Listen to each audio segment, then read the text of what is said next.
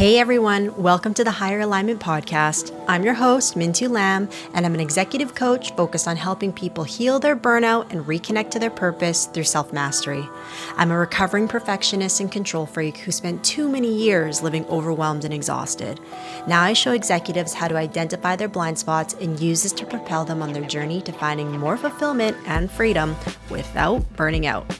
If you've been feeling lost and disconnected in life, book a complimentary connection call to discuss how we can get you back on the path of self-mastery and living a life that feels successful on your terms.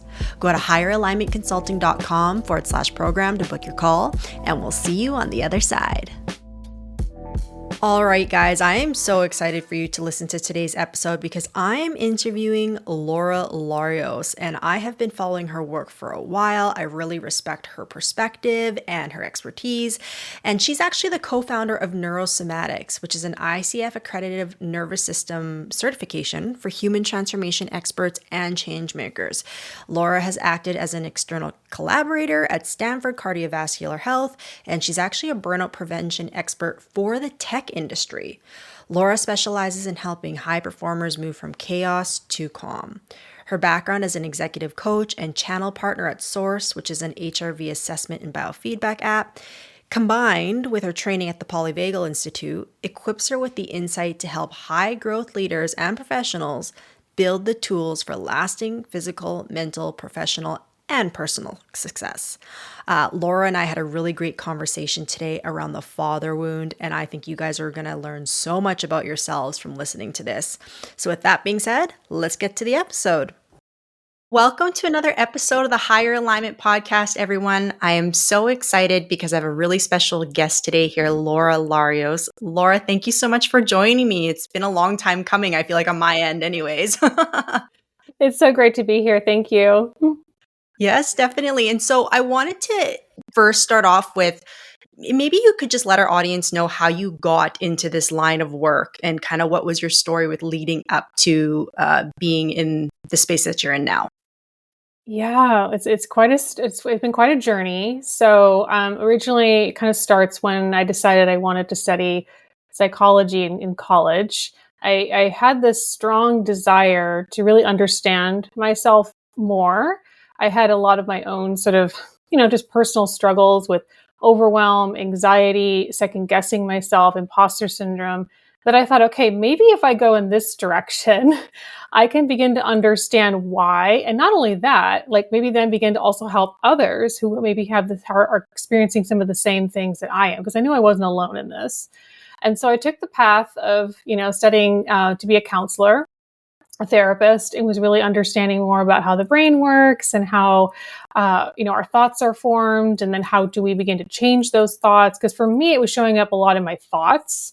Some physical symptoms like digestive issues as well that I had for many, many years, and chronic, I also had chronic like bronchitis. I would get it a lot. Like I would get a cold and it would go right to bronchitis. So there were some physical symptoms, but on a day-to-day basis, it was more in my mind. It was like a lot of repetitive type thoughts, and I would journal and I would try to reframe the thoughts and they would still come back. So I thought, okay, maybe this is the path I need to take in order to really shift this. And then again, really help others to shift this as well and live to their full potential.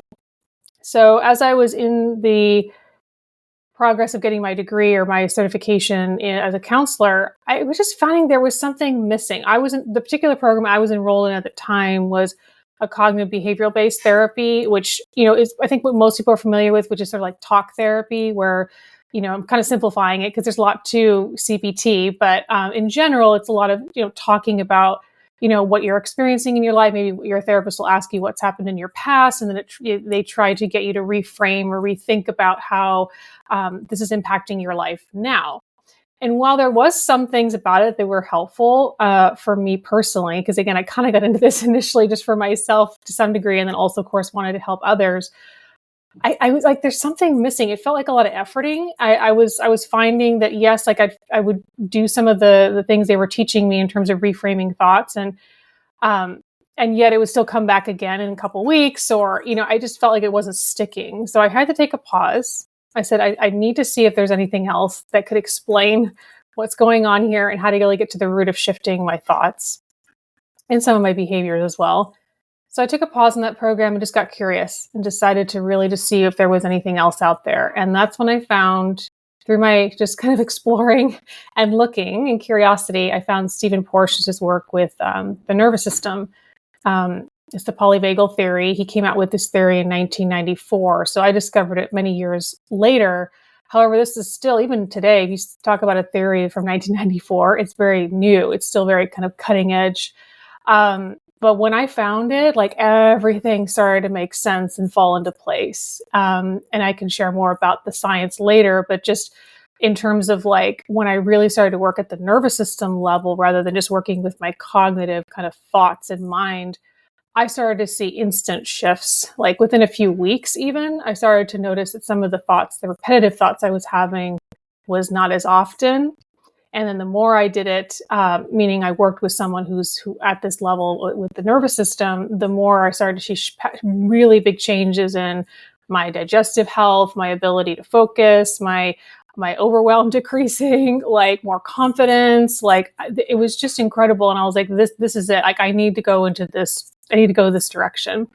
So that's when I kind of went full full in. I decided I was going to study this. I was going to continue to do the work on myself, and have been on this, seeing clients one-to-one for over 6 years. But well, like I said, I've been in this field though for over 10 years. So it's been a while. And then while I was also studying and learning and growing myself, I was working in the high-end hospitality industry, which is a very high pressure uh, industry. So there was also a lot that I was getting to apply, working in a high, fast-paced environment with this nervous system work and how it was shifting, how I showed up as a leader, how I was performing because I was in management, how it affected sales. So that's when I even started to connect, like, oh, this isn't just like my personal health. Like this is also like connecting to business. This is connecting to our sales. Like there were a lot of things. So yeah, that's just a little bit about my journey. Yeah, and I'm so glad you brought that up because I'm in the executive coaching space, and of course we know that this work, I think when we get to it, we assume it's going to affect us personally, but it does have such a profound effect on our professional lives too. And this notion that I've been, encountering a lot with my clients, and I thought the same for myself when I was going through my burnout, is just that the it's almost backwards for us to think that if we take care of ourselves, we're taking care of everybody else. But that is the path, because the other path of fixing the external before we fix the interior is the fast track to burnout, right? And Yes. so just having that realization and then understanding that this is honestly pouring into things changed for me when I started to really work with my nervous system as well, similar to you. And actually, maybe if you could just in simple terms, just kind of download onto people what exactly nervous system work is. Because I think everyone hears the term. It's becoming a little bit more popular these days, which is great. But the reality is the nervous system is extremely complex. But I always tell people, like, you don't need to know all of it. You just need to know the basics of how it's affecting your everyday life. So if maybe you could just in your terms express how that translates to people everyday life. Yeah, absolutely. I'm very excited to see that more people are using the terminology nervous system or just even hearing it. I think it's amazing because a few years back that was not the case. So when I'm talking about the nervous system in particular, I'm talking about the autonomic nervous system, which is basically just means automatic. So this is something that is part of your survival response. It is unconscious. So again, it's not something you have to think about, like sort of like your breathing and your digestion. It's a really remarkable system in terms of its ability its whole job is to keep you safe. So a lot of people know fight or flight. So fight or flight is a part of your ANS, your autonomic nervous system. And that kicks on, or our fight or flight comes on when the system is detecting that there's a potential threat. And it's a mobilizing part of our system. So fight or flight is we need to move, we need to go, we need to act, we need to do. So for example, a lot of executives and high performers that I also work with tend to have more sympathetic, dominant type nervous systems. They're in this very highly mobilized state of doing and acting, and everything feels very urgent when we're in fight or flight. And then we have another part of our nervous system, the other branch is the parasympathetic system, which is comprised of, which most people understand, is rest and digest. So that's the recovery part of our system.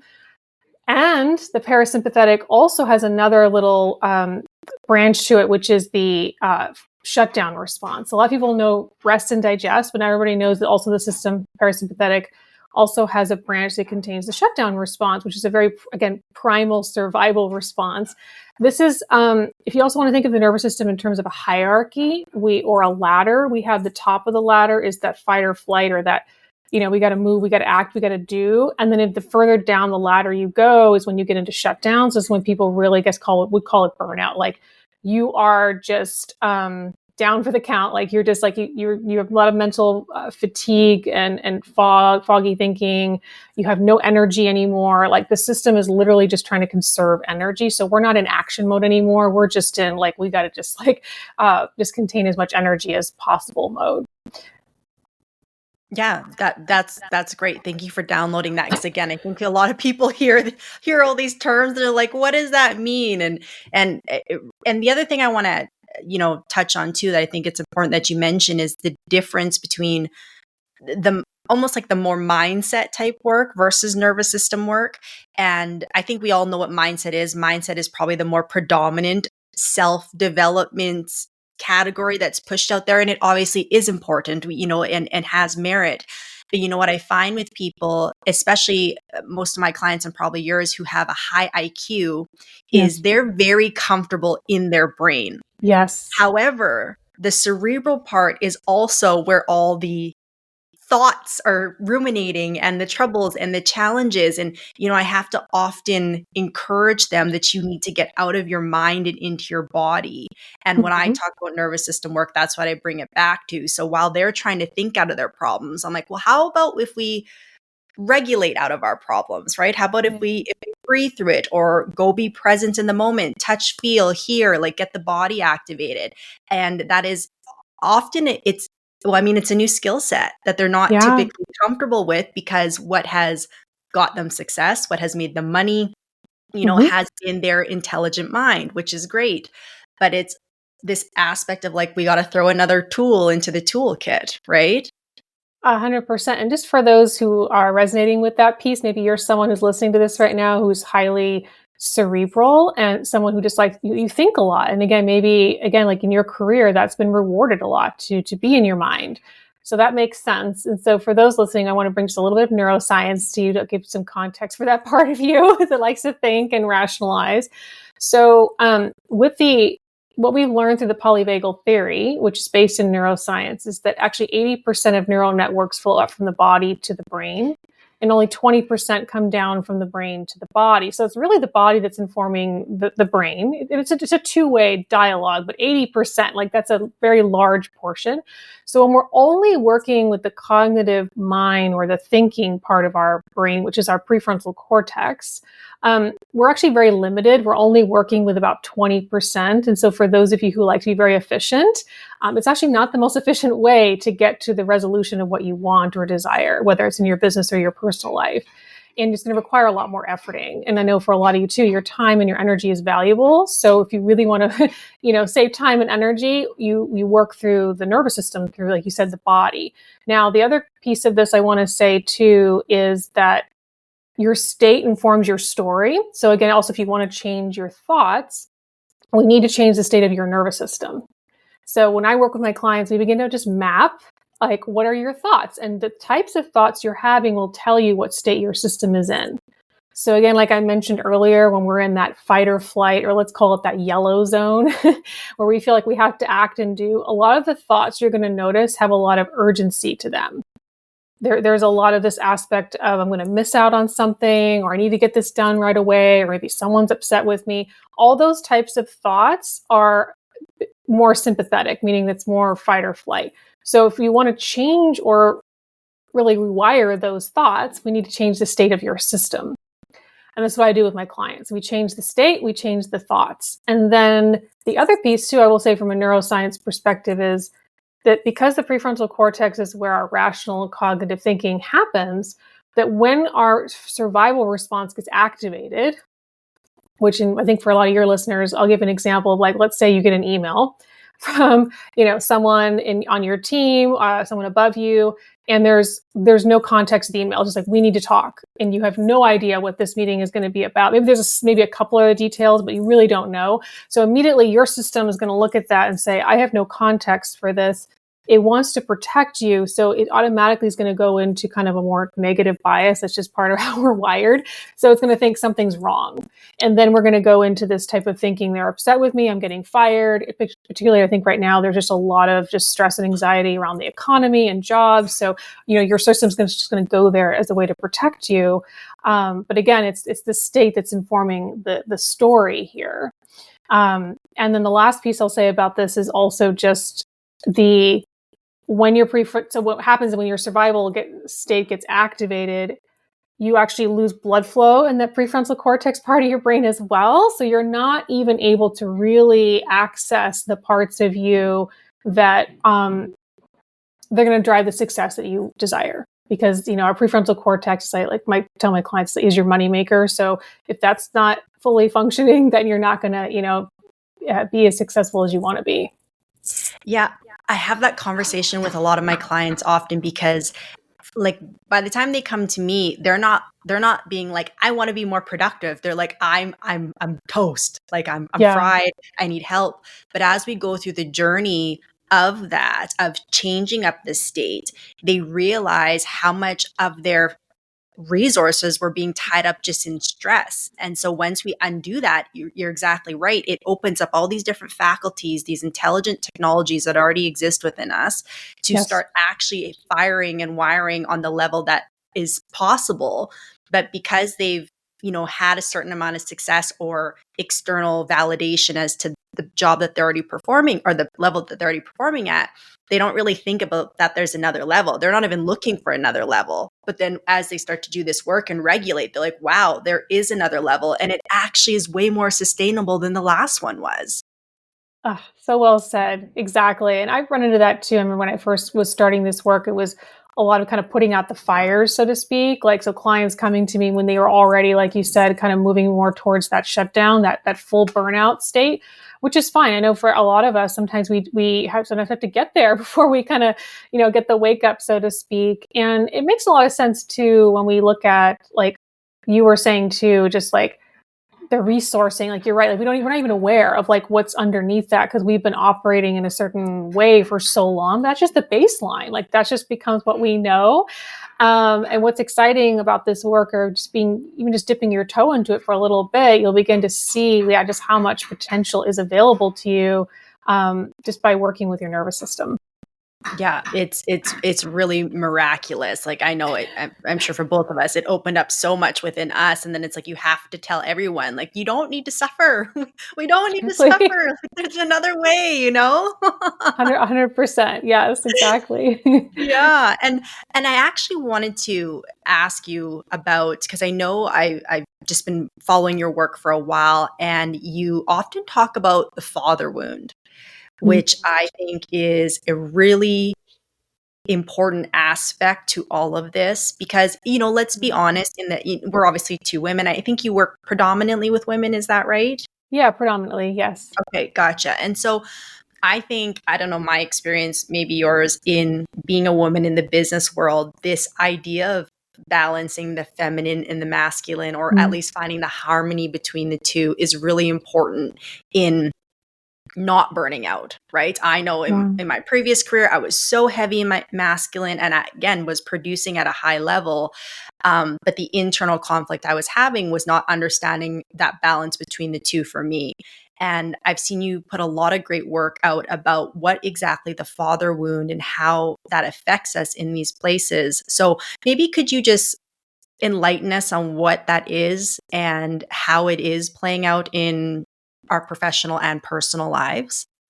Yeah, I love this topic. It's one of my favorites. Just also because personally, I lived this as well. I had a father wound, and I'll talk more about what that means in a moment. But just carrying that wound definitely led me into environments that were very male dominated environments, and not that that was a bad thing. Like I said, I learned a lot, but at the same time, I also just looking back now, just realize like how much I was pushing myself and like suppressing certain things about myself just to kind of fit into those environments, right? So yeah, it's a very personal topic to me, but yes. So father wounds. So when we talk about a father wound, because I know sometimes with my clients who like, I had a great relationship with my father. So sometimes that doesn't always land that specific terminology. And that could be very true. Again, I'm not to say that you as a woman, let's say you resonate with this aspect of being kind of a little more in your masculine, but you say like, I had a great relationship with my father. Oftentimes it can be just because dad was most likely just was busy. He was working, like he had to earn a living, right? So it wasn't always you had to have a father that was like abusive in some way or, really critical of you. You could have had a very loving father, but he just wasn't very physically present because he was working a lot, or maybe he came home and he was so tired he didn't have time to look at your school project or hear about your day. And it wasn't because he didn't care, it was just because literally he was just exhausted. And so we get that messaging. There is a little bit of a wound that happens there when we're going to our fathers, because our fathers represent to our nervous systems the external safety. It's our anchor for sort of the outside world, the outside sort of part of us. So when we have these wounds, meaning we feel like some aspect of maybe being abandoned or rejected in some way, even if that's not what our fathers intended, but to our nervous system, that's how the imprint happened. We can get this messaging that if I can provide for myself with a certain level of money or success, it can't be taken from me. Because again, the father represents that stability, that anchoring, that safety in your home and in your environment. So a lot of times with my clients who have father wounds, I will see this kind of subconscious or nervous system pattern or beliefs of, um, that any type of vulnerability can be seen as kind of a weakness. There's an element of if I don't, if I can do it all on my own, then I'm not going to be a burden to anyone else. Because all the other thing is too, if we had a father wound, sometimes we felt like we were a burden to our fathers. Again, a lot of this isn't conscious. This is very subconscious type thinking. So, but again, like if we asked him something and he was annoyed or he was just too tired or whatever, we took that on as I'm a burden. And then it's like our nervous system goes, okay, well, I don't want to feel that again. So what do we got to do to make sure we stay safe and not feel like we're a burden? Well, we got to work and, do all the things and provide for ourselves because dad's either too busy or too tired or too distracted or whatever. Yeah. And how do you see, thank you for that description. I think that's really accurate. And I love that you also like pretensed it with like, it doesn't mean you have a bad relationship with your father. Because I think often when we hear about the father wound or the mother wound, either or, because they can both exist, it immediately goes to blaming our parents or Yes. judging them or anything like that. But just as you said, it's just the imprint it leaves on the nervous system. So it doesn't Yes. mean it's some overwhelming traumatic experience that has now left you bruised and battered to an adult. It just means this is, as a child, what you learned was the interaction between your mother and father who provide you love and care and connection. And Yes. so we, as a child, we rely on co-regulation, right? Like we're not at a Yes. place where we can have the proper discernment and the proper understanding as to, oh, dad's really just working Yeah. to keep us fed, not where is dad? He's not at my dance recital. Like Yes. we don't Yeah. have the ability to decipher that. And of course, as adults, we do. Mm-hmm. But we all know that our nervous system starts being programmed as soon as we come into this world. And, Yep. the older we get, it seems to be more of just unlearning some of these survival strategies versus adopting new ones. Yeah. So well said. I love that you said unlearning because that's a lot of this work is actually unlearning. It's the way you might learn some new terminology, you might learn some of the neuroscience when you're working with the nervous system, which can offer a lot of context for your thoughts, your behaviors, your responses. And then this really the bigger piece of this work is the unlearning, like you said, and the imprint, giving your system a new blueprint for safety and connection that maybe at some point got ruptured and we didn't have a way to repair that. And so now we get the opportunity as adults to repair it. And the beautiful thing about our nervous systems is because we are neuroplastic, so we can change, and that's the really beautiful part too of this work. Yeah, definitely. And so with that, when we see kind of this, when the father wound shows up and we're almost like I would attribute this to being an overachiever. So Yep. now it's like you feel like you have to go out and constantly, like, yes, it's the results are maybe making a high income, making sure you're financially secure Yep. and you have all the things per se. That's kind of the external manifestation of that. But Hmm. it's also this aspect of feeling like you have to constantly prove yourself, Yes. and seeing how that pops up. And I guess I'm curious to ask you, like, how, when someone's experiencing that, what is the system actually saying? Like, what in just like in a very day-to-day sense, what is happening with them? What are some of the thoughts and sensations someone might be feeling? And how does someone start to correct that? Yeah. So you're right. At the core of the internal aspect of a father wound, at the core of it, so the core wound is I'm not enough. And so, like you were just saying, right? Like, so maybe we try to fix that I'm not enough feeling or subconscious belief through external achievements, right? Through getting awards, maybe when you were in school, getting good grades. Maybe then later on, it was um, getting a job and climbing the corporate ladder, and keep increasing your success or your titles, or the money, the amount of wealth you have, right? And the thing is, though, what's interesting with a lot of my clients is that because we're not addressing the core sort of root cause here, then it never feels like it is enough. No matter how much success you get or how many external achievements or praise, even, you never feel satiated. It never feels like you're there, so to speak. So this is what leads to this consistent feeling of being exhausted. Now, how do I see this manifested? Many, many ways. Um, I would say predominantly I see a lot of mental fatigue. So we talk about exhaustion, right? But there's different types of rest, there's different types of exhaustion. There's physical, mental, emotional, and even spiritual. And so what I see for a lot of my clients is this a lot of mental exertion and exhaustion, meaning they're thinking all the time. And there's like all these open tabs and they're consistently second guessing themselves. They're going back and forth, back and forth. Almost, again, there's a lot of indecision or overthinking about certain things. Maybe not everything, but there's certain things. And so when we get into this, like, this is another aspect of the nervous system, which I haven't talked about yet, but I see a lot of high performers in, which is freeze. It's a high functioning freeze response. What that just generally means is that it's like hitting the gas and hitting the brake at the same time. So you're hitting the gas, meaning you're in that fight or flight response. I need to act, I need to do, I need to mobilize. But it's also mixed with a bit of shutdown. So meaning you're hitting the brake. So overthinking is that freeze response. Like I need to act, I need to do, but I'm not sure what to do, or maybe we're not quite acting yet.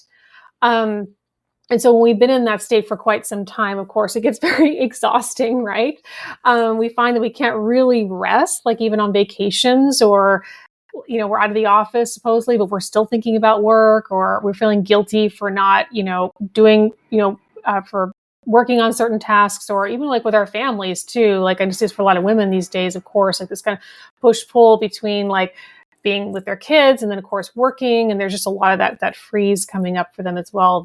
The guilt and the shaming and all that kind of thing that can come up. The other thing I see kind of manifested for high achievers who feel like I'm not enough is, like you said, a consistent kind of need for control. So, like, there's this aspect of difficulty delegating things, or even times micromanaging things, whether in their home or at the office, or both.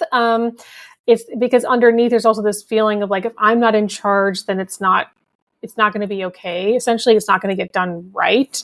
And so there's a strong need for control.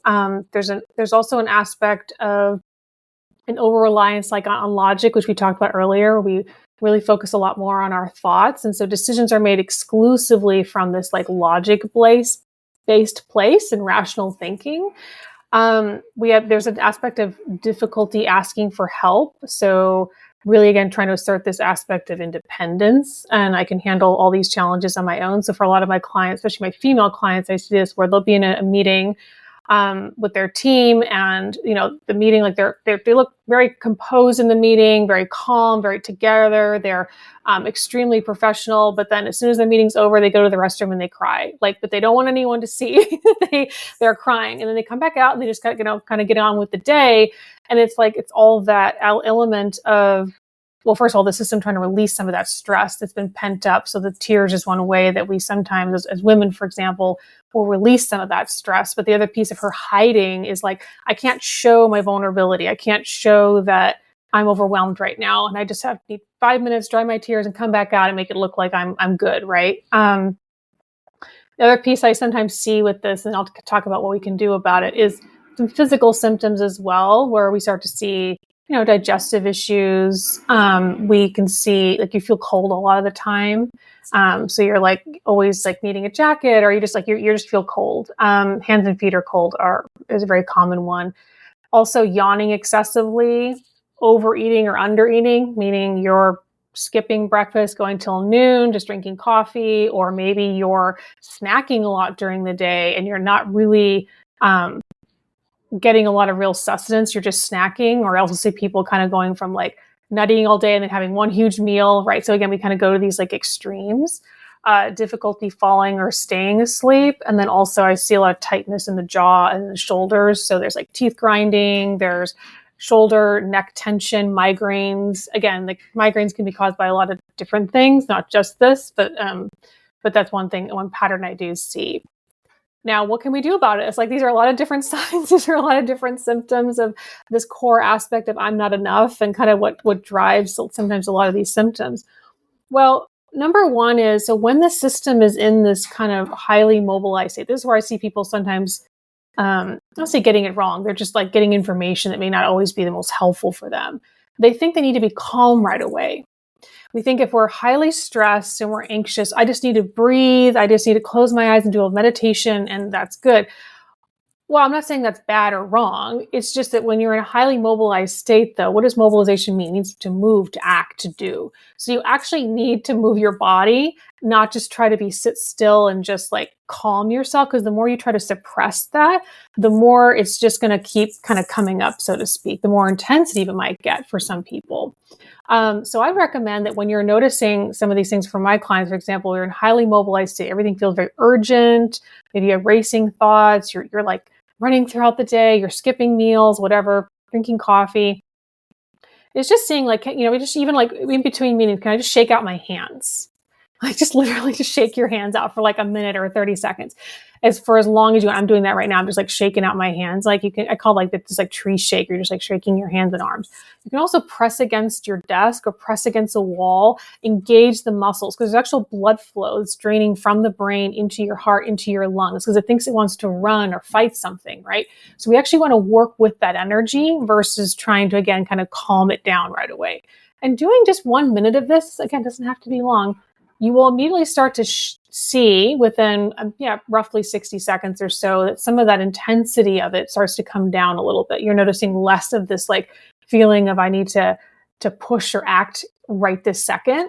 And then that's the window. Then you have a little bit of space there. And then from there, that's when you can take a moment to really just check in with yourself. What is it I need right now? Am I hungry? Am I thirsty? Because also maybe you're also depleted in nutrients. Maybe you do need to eat something or drink something. And then, or is it, do I need some connection right now? Do I need to maybe call somebody or, again, hear a human voice? Do I need to step outside for 2 minutes and just get some fresh air and sunlight? So again, these small kind of micro things over time, they add up. And then the last piece of this, I would say, this is where the last stage with my clients is, where once we get the system less in that highly mobilized state, it's not quite so activated, we can then start to look at the core aspect here of the I'm not enough. And when we start to do that work, meaning we really kind of work with the subconscious piece of the nervous system, then the nervous system, eventually what happens, we rewire that belief and it stops going to so much highly mobilized fight or flight responses. That was so much incredible information. And I hope anyone who's listening, you jot that down or go back and re-listen to it. But, it's, what I'm kind of interpreting from everything you're saying from about how it shows up in our behaviors, how it shows up in our body, and even just like you say, like it goes back to this aspect of I don't feel like I'm enough. It's also this indicator of you not feeling safe, right? Yes. And if we go to back to again the father wound, and as you talk about, they're kind of the sense of our safety and our security.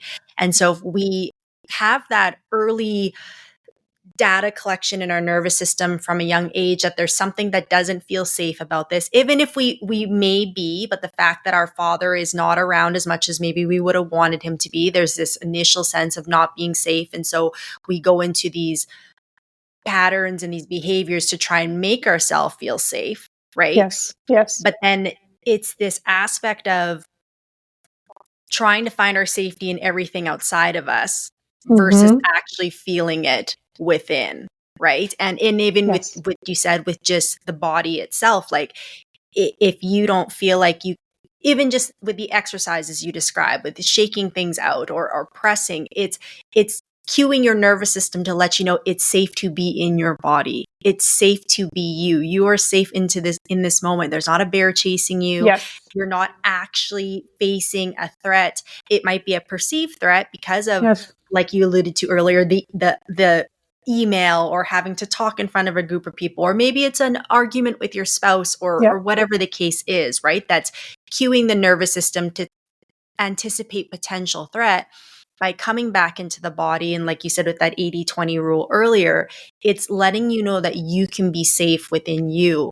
And what I love about everything that you're saying is while we adopt these survival strategies as children, and we have to have compassion for the fact that we came up with these plans at 2, 3, 6, 7 years old, as adults, it is now up to us to rewire and to unlearn and to make the shifts if we no longer want to be living under the same patterns. And when we get to a point of realizing that these strategies aren't maybe serving us anymore, and how much they're Yes. depleting us, but it all comes back to being able to feel safe in our bodies. And it sounds trivial, like when you hear that, especially to someone who's this high level executive who's responsible for hundreds of people and generating all this, money for a company and having a family and kids. And you do a lot of really cool shit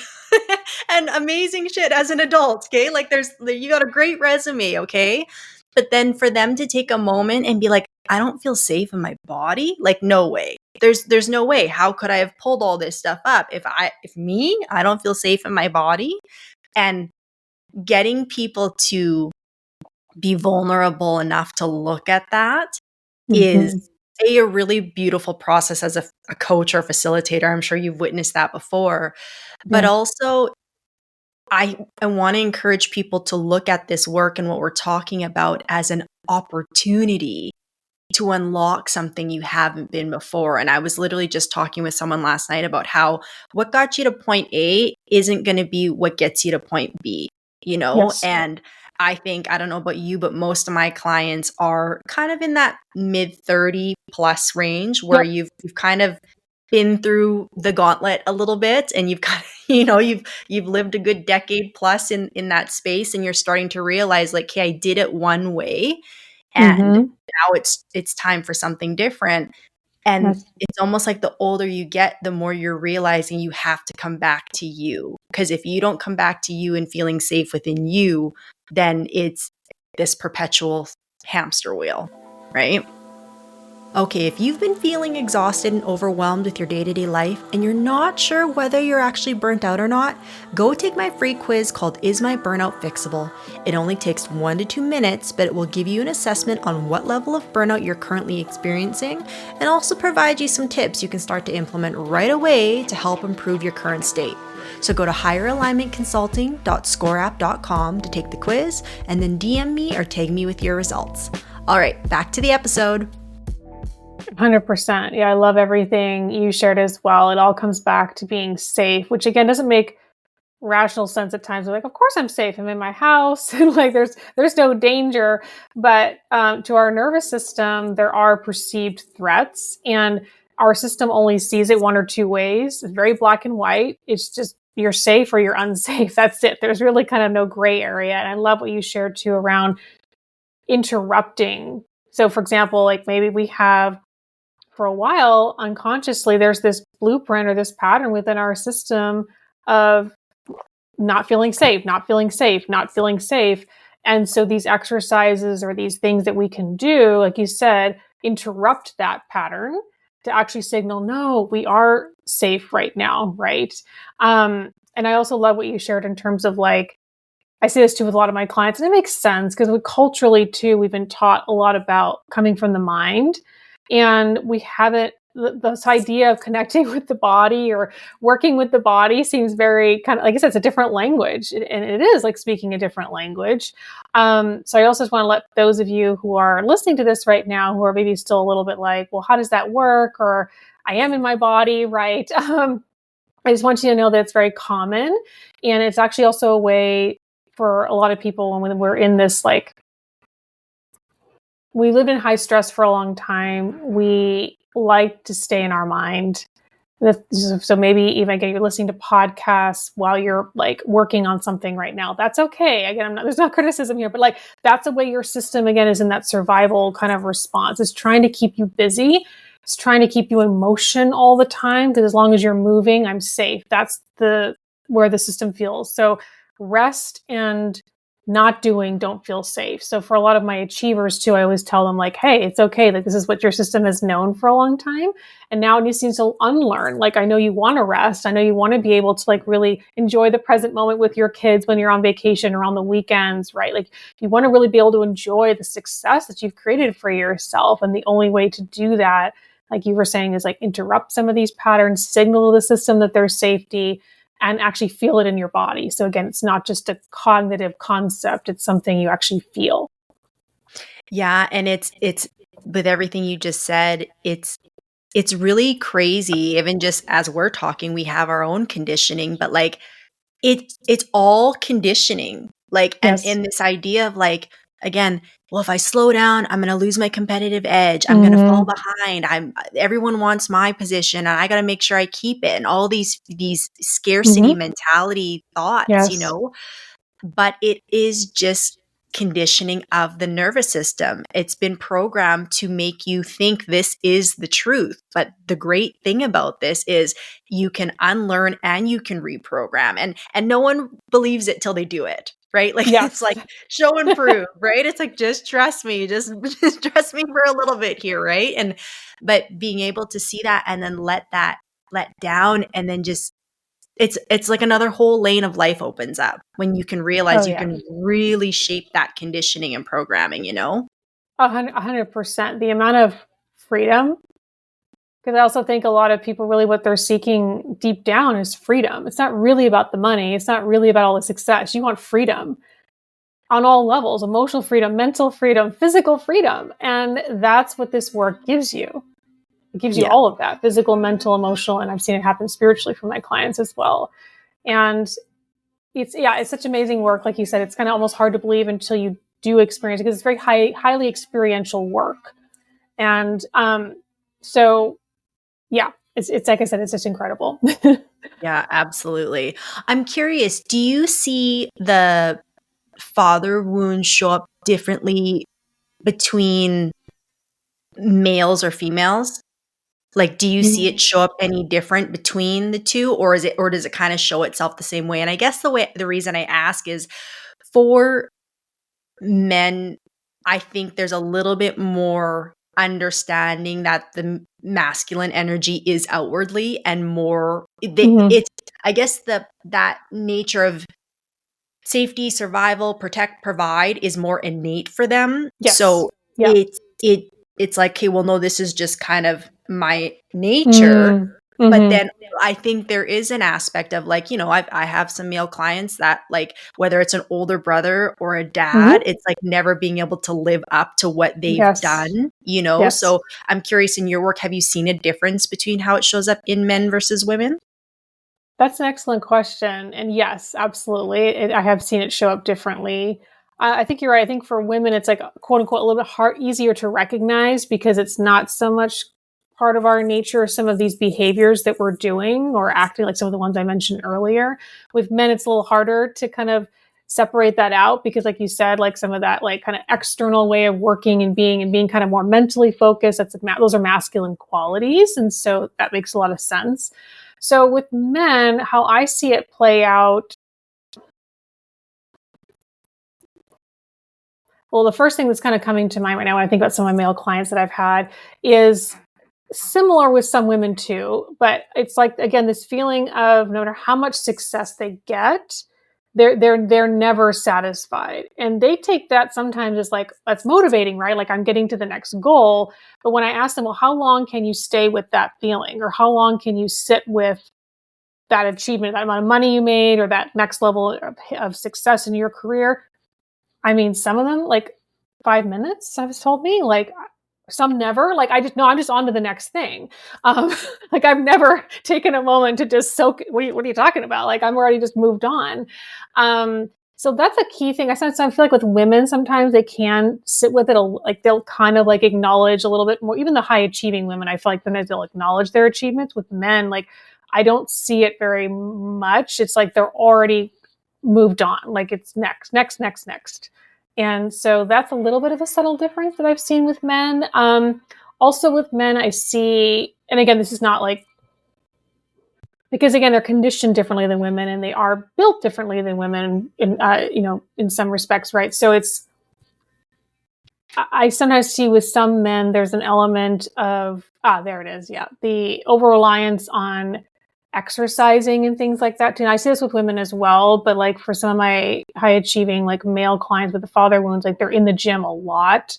They're just consistently working out. Now, I'm not thinking against working out. I think it's great. You need to move your body, but it's almost like coming again from this place of like, I need to get to the next level in my like body. And like, there's this achieving aspect of that and pushing beyond what your body maybe even telling you it can do. So I see injuries happen, of course. And then there's also, sometimes using alcohol as a way to also come down in the evenings. So sometimes women, not all women, but sometimes women will talk to their partners, or they might like have a friend, or they might like speak to one person that they're close to about their day as a way to kind of decompress. Men don't necessarily get that conditioning. And when they have a father wound even more, there's like this aspect of don't be vulnerable.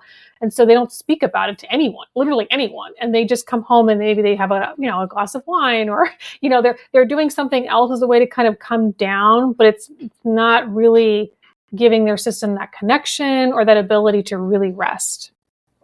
Yeah, and I love that you pointed that out because it's this aspect of, I think, these men who are continuously striving and growing, that's looked at like the ideal. Like, look at what he's Yes. doing. He's just going and going and going and going. And it's like, I think we can obviously commend someone who's Yeah. continuously ambitious, right? Yes. But I think the key question is does he actually feel safe within himself, and like this is Yes. coming from an internal, like, yes, I'm excited for more, this is coming from an inspiration place, right? Mm-hmm. Or is this continuous go go go coming from I'm not enough, which is the Yes. father wound, as you alluded to, right? And so Yes. then it gets like, okay, so if two men are both on this trajectory of go go go, and obviously this can apply to women too, but then it Yes. gets to a point of like, well, who feels better in the process? The is there does he feel free in the process? Like, do Yes. you feel free going after this? Because that, yes, okay, then let's stay there.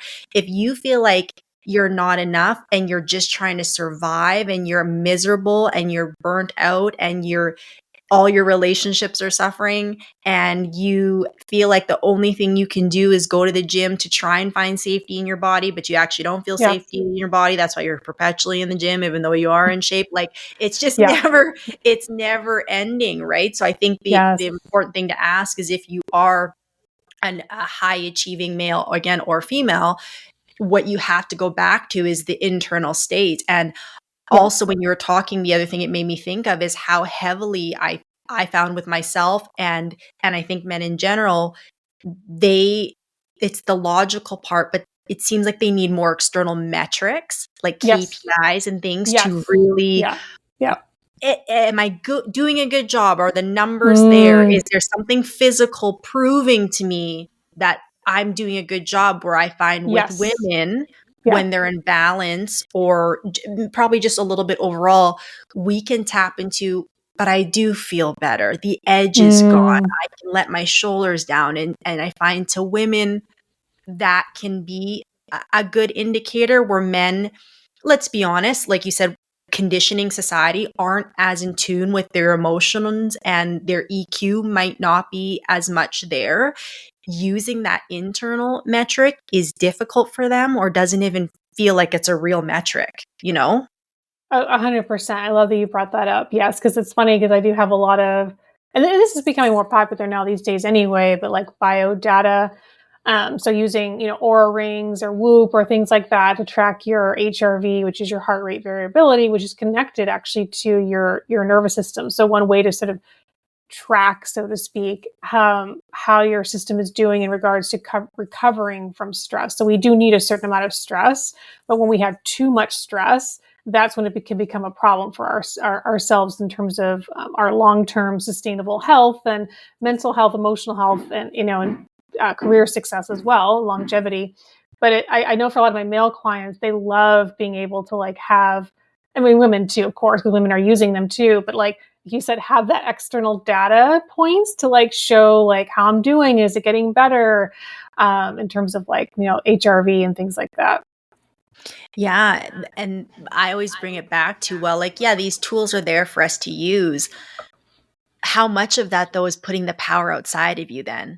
Because now you're 100%. relying on your Apple Watch or whatever Mm-hmm. the case is to tell you that, yeah, you're balanced today. Like you're in homeostasis. You're all whatever. And but you're like only believing it because it's telling you. So then at what point are you still not feeling safe in your body? Because Yes. you don't actually know what safety feels like. You're relying on the watch to tell you that you're safe. 100%. And I love that you said that too, because oftentimes with some of my clients, I do use biodata with some of my clients, just a way to kind of track and quantify some things for them. Also, because it helps in terms of my research as well to be able to show some data points to this work.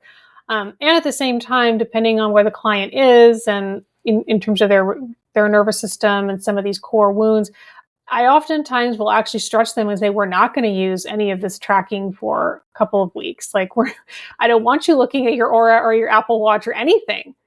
And sometimes it's a little bit of like, wait, what? Like, and it's like, we're just doing it for a couple of weeks. Like, it's just a little bit of a stretch and a challenge here. I want you to see if you can notice. And I give them specific things to check in with instead.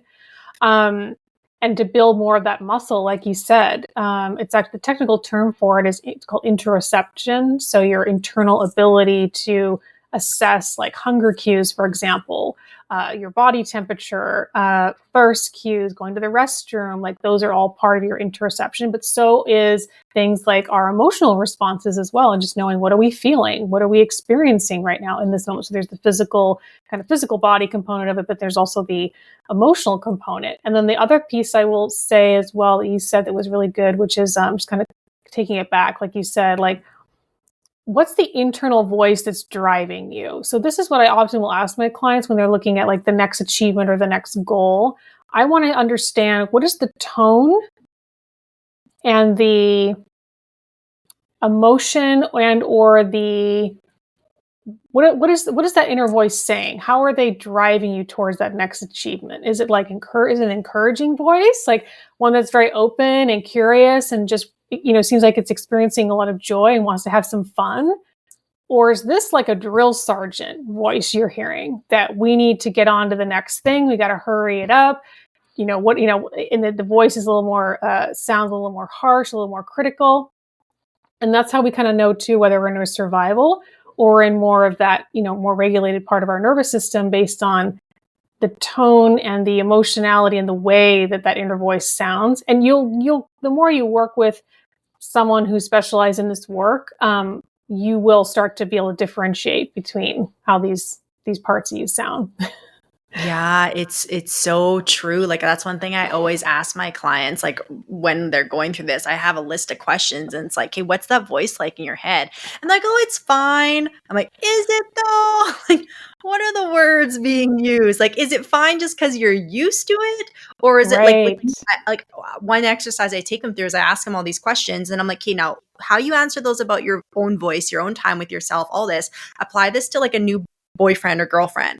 I'm like, if they Mhm. talk that same way, they'd be like, oh, I'm like, okay, so now we know what the truth is. You know what I mean? Because if you Yes. wouldn't talk to your spouse or your children that way, then Yes. just because it's normal for you to talk that way doesn't mean it's the healthiest, right? Oh, I love that you take your clients through that exercise. I think that's it's brilliant, actually, because it's like really great way for them to have like a picture of like, oh wow, no, that's actually a really harsh sounding voice, in terms of either the tone or, like I said, the types of words that I'm speaking to myself. And so, yeah, I love that, and that is oftentimes, like I said, for especially for my male clients, I would say I definitely see what they call like a drill sergeant kind of voice that comes in when it comes to like their achievements or going on to the next thing. And there's also just an element too of like always kind of critiquing, like it still wasn't quite good enough. Like they will have this really great, I don't know, presentation or something, and then they come out at the end of it and they're still like taking it apart, like, well, it could have been better here or there.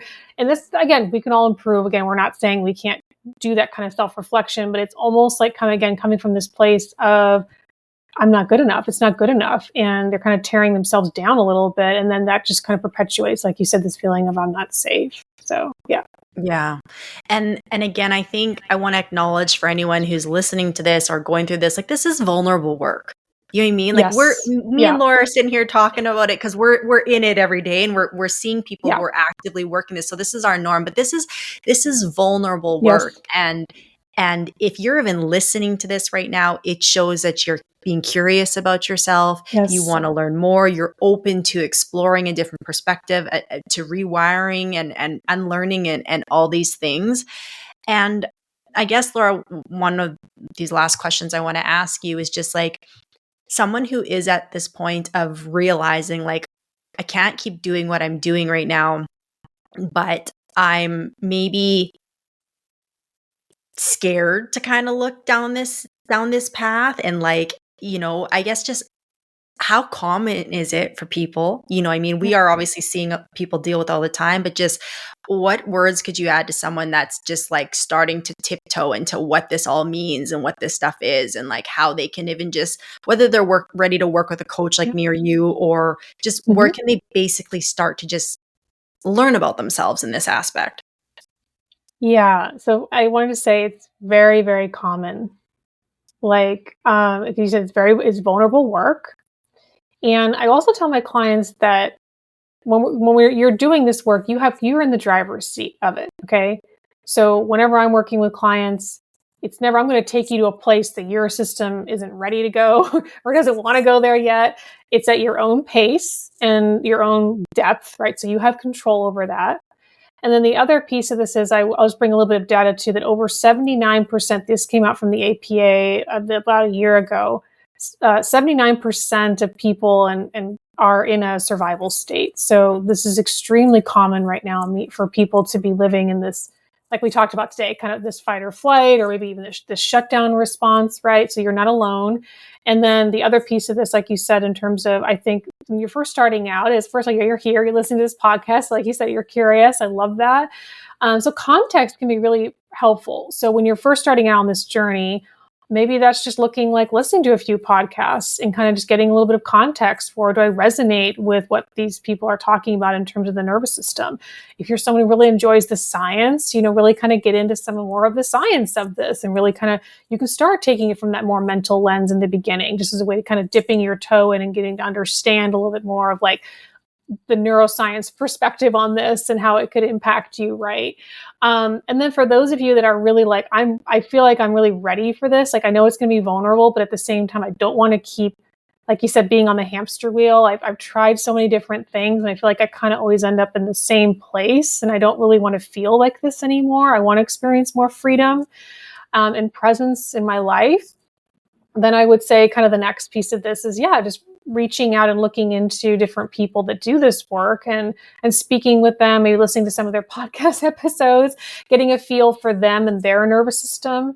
And begin that journey, because like I said, it's going to be so rewarding when you do. Like, you're not going to regret it. Like, all my clients are just always just so thankful and beyond just, what's the word, like I want to look for, just excited now. Like, they live with so much more just freedom and joy. Yes, there's hard times still, but the beautiful thing is that when they go through the hard times, though, they feel very anchored. They don't feel like they're constantly spinning or, kind of just out of control. Like, they really feel just very kind of anchored and stabilized, even when there's a storm going on around them. And that is something that we can't buy. It's a feeling that you get when you work with your nervous system. And so, yeah, that's what I would say about that. It is vulnerable work, but it's so rewarding.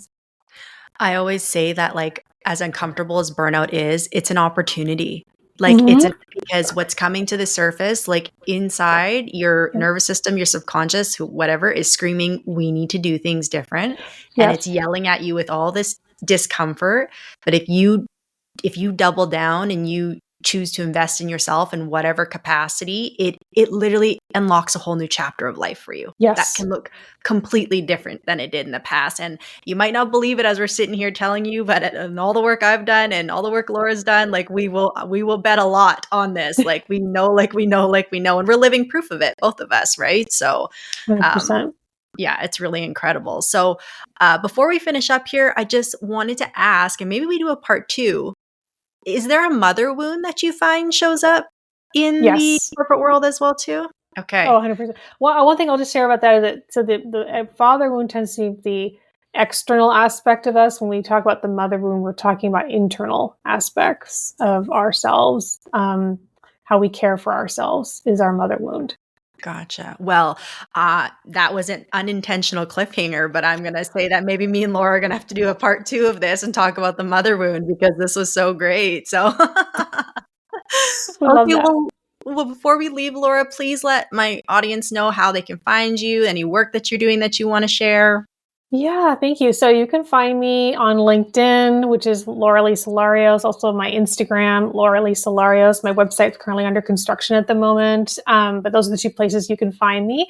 And then in terms of, there's a couple offerings I have at the moment. One is, you can reach out about private one-to-one support if that's something that you're really feeling called to and want to learn more about. I work in 3 and 6 month containers if you're looking for that. And then I also have a program I'm going to be launching in the next few weeks. If you're listening to this in the next few weeks, it's a 30-day calm for your holiday time, because I know the holidays bring up a lot for people. So it's a 30-day experience where I give you really practical tools. It's a nice way to kind of dip your toe into this work and kind of see, like, how does it feel, and have an actual, like, blueprint, and have some exercises, kind of done for you things. If you're already overwhelmed, that's going to be a nice thing. And then lastly, for those of you who are like, I want to learn not only about this work, but maybe for myself and, like, my own nervous system and regulating myself, but also maybe for my team, or maybe I want to start coaching people around, like, helping them with their nervous systems. My business partner and I have a program. It's a nervous system certification program, which is accredited by ICF. So you get 20 ICF credits if you take the certification. That's going to be, our next cohort will be starting in the spring of 2025. So March 2025 is when we'll be having our next cohort of students. If you're interested in that, you can also find all that information in my social media channels. Awesome. And I'll put it in the show notes, all the links of everything you just mentioned, so people can find you. Well, thank you, Laura. This was an incredible conversation. I've got a lot from it, so I'm sure our audience will. And I'm just really grateful for your time and energy. And yeah, hopefully we can do a part 2. Would love that. Thank you for having me. All right, guys, thank you for tuning into another episode of the Higher Alignment Podcast. If you got something out of this episode, I would ask that you please go subscribe and leave this podcast a 5-star review so that it can find its way to other people who are having a hard time and need support. My mission in life is to help executives realize that we don't need to suffer in silence while still performing at a high level. I want to help free people of the heavy pressure they carry on a day-to-day basis, and having more people listen to this podcast will do just that. So wherever you listen to this podcast, please go subscribe and leave it a 5-star review, and we'll see you in the next episode.